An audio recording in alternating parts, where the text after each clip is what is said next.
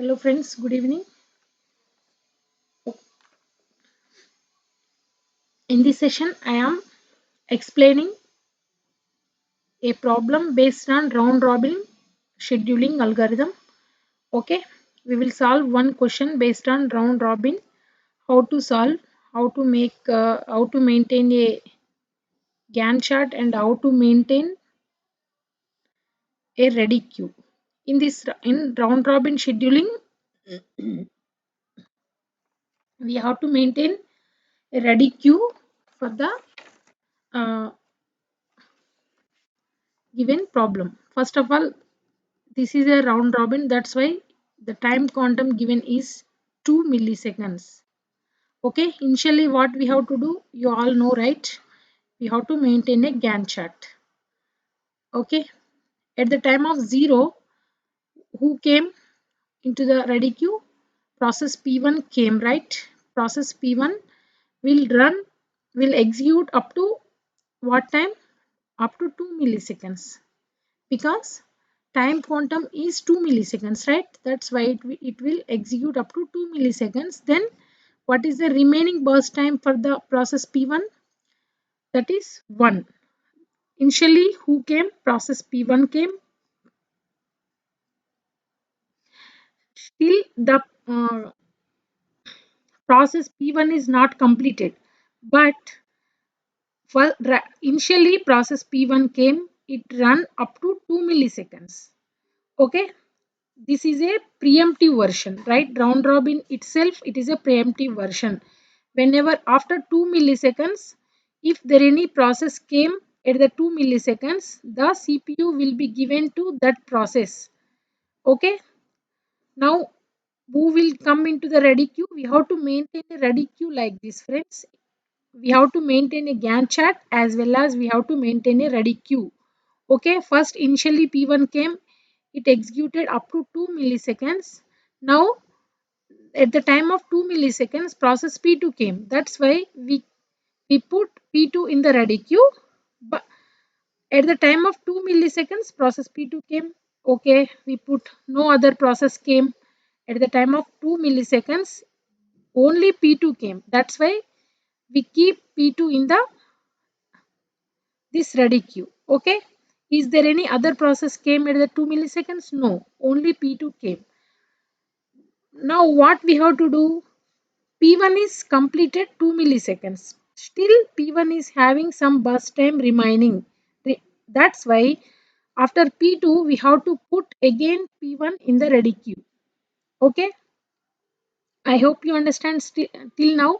Now what we have to do? Now we have to follow this ready queue while we are maintaining Gantt chart, while we are assigning the processes. Now we have to check this ready queue. Now which will come into the which process get the CPU? Process P2. Okay, now process P2 turn. Process P2 runs up to how much time? Only already up to time is now 2 milliseconds. Now it will run up to 4 milliseconds, because this is the time quantum is 2 milliseconds. Now process P2 remaining burst time, process P2 is 2 milliseconds, right? Now what is the time now? Now the time is 4 milliseconds. At this 4 milliseconds, no other process came. P3 came at 5 milliseconds. That's why again the P2 will come into the ready queue. No other process is there. P1 is already there in the ready queue. That's why who will come in the ready queue? At the time of P1, P2, just now P2 completed. It is running. After 2 milliseconds, it will check who anyone is came at the time of 4 milliseconds. No one came. P3 came at 5. That's why again P2 come into the ready queue. Okay, this is ready queue, friends. That's why P2 came. Now which one come into the execution? P1. Okay, because already we are maintaining ready queue, right? P1. P1 is how much remain burst time is there for P1? 1 millisecond. Now P1 will complete its execution. 4 to 5 millisecond P1 completed its execution. Now P1 will not come into the ready queue again. Now, what is the time? This now the time is 5 milliseconds. At the time of 5 milliseconds, process P3 came, right? That's why we have to put the process P3 in the ready queue. Okay, but process P3 will not run now because before the process P3, process P2 is already there in the ready queue. Just it will come in the ready queue. Okay, whenever the turn come, it will execute. Now the process P2 is the turn is process P2.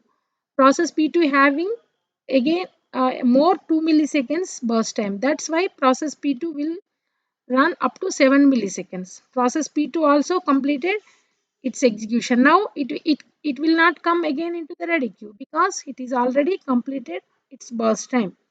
Now what is the, which whose turn is now, right? Now the turn is P3, right? Because P1, P2 both are completed. Only three processors are there. P1 completed, P2 completed. Now no need of maintaining again. No need of stopping every 2 milliseconds, right? We can complete P3 execution. What is the burst time of P3? 5 milliseconds. That's why P3 will run up to 12 milliseconds. Okay, friends. I hope you cleared your doubt. At the time of 5, process P3 came. But before that, we are maintaining ready queue. Before that, other processes P1, P2 are there in the ready queue. That's why after P1, P2 is there in the ready queue. After P2 only, P3 is getting the chance.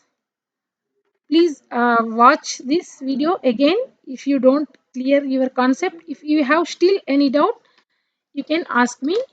Thank you, friends. Thank you very much. Bye.